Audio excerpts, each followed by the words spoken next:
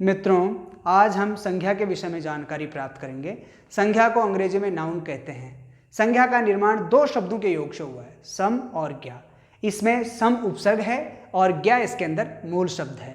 इसमें सम का तात्पर्य होता है सम्यक और ज्ञा का तात्पर्य होता है ज्ञान कराने वाला, अर्थात जो हमें किसी व्यक्ति, वस्तु, स्थान, विचार, भाव, स्थिति आदि का जो हमें सम्यक ज्ञान करवाता है उसे ही हम संज्ञा कहते हैं। संज्ञा का प्राय नाम भी है जो किसी व्यक्ति, वस्तु, स्थान, भाव, विचार आदि के नाम को भी हम संज्ञा कहते हैं। उदाहरण के लिए जैसे राम की माता अयोध्या में रहती है। यहाँ राम व्यक्ति है, माता संबंध का नाम है और अयोध्या एक नगर का नाम है। ठीक इसी प्रकार से दूसरा उदाहरण है, बैल एक उपयोगी पशु है। बैल इसमें प्राणी है और पशु एक वर्ग, एक क्लास का बोध करवाता है। ऐसे ही तीसरा एग्जाम्पल जो है, तीसरा उदाहरण है वो है बुढ़ापा जीवन का निष्कर्ष है। इसमें बुढ़ापा विचार है, जीवन विचार है और निष्कर्ष भी विचार है। इस प्रकार से किसी व्यक्ति, वस्तु, स्थान, भाव, दोष और स्थितियों के आधार पर संख्या को हम तीन भागों में विभाजित करते हैं। ये तीन भाग हैं व्यक्तिवाचक संज्ञा, जातिवाचक संज्ञा और भाववाचक संज्ञा।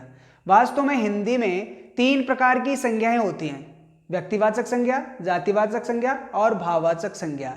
लेकिन अंग्रेजी में जातिवाचक संज्ञा के दो भाग और बना रखे हैं, दो भागों में और उसको विभाजित कर रखा है, क्योंकि अंग्रेजी में ए एन दी जो आर्टिकल्स होते हैं उनके प्रयोग की वजह से जातिवाचक संज्ञा को दो भागों में और विभाजित कर रखा है। ये भाग समूहवाचक संज्ञा और द्रव्यवाचक संज्ञा होती है। इस कारण हमें ये दो भाग भी हमारे इस संज्ञा के चैप्टर्स में, संज्ञा के अध्याय में हमें पढ़ने होंगे। ये समूहवाचक जो संज्ञा होती है वो गणनीय संज्ञा होती है और जो द्रव्यवाचक संज्ञा होती है वह अगणनीय होती है। जो गणनीय संज्ञाएं होती हैं वो काउंटेबल होती हैं, अर्थात उनको गिना जा सकता है, जैसे 5 लड़के, 7 लड़के, 10 गायें, इस प्रकार से। और जो द्रव्यवाचक जो संज्ञाएं होती हैं वो अनकाउंटेबल होती हैं, अर्थात उनकी गणना नहीं की जा सकती है।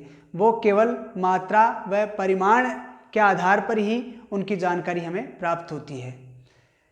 आज हमने इस वीडियो के अंदर संख्या की परिभाषा के बारे में विस्तृत जानकारी प्राप्त की है और संख्या के जो उपभेद हैं उनकी हमने आंशिक जानकारी प्राप्त की है। अगला जो संख्या की श्रृंखला का अगला जो वीडियो आएगा वह व्यक्तिवाचक संख्या के विस्तृत विवेचन को लेकर के आपके सामने प्रस्तुत होगा। तब तक के लिए आपके इस छोटे से सामान्य से हिंदी शिक्षक अशोक खांडल का नमस्कार।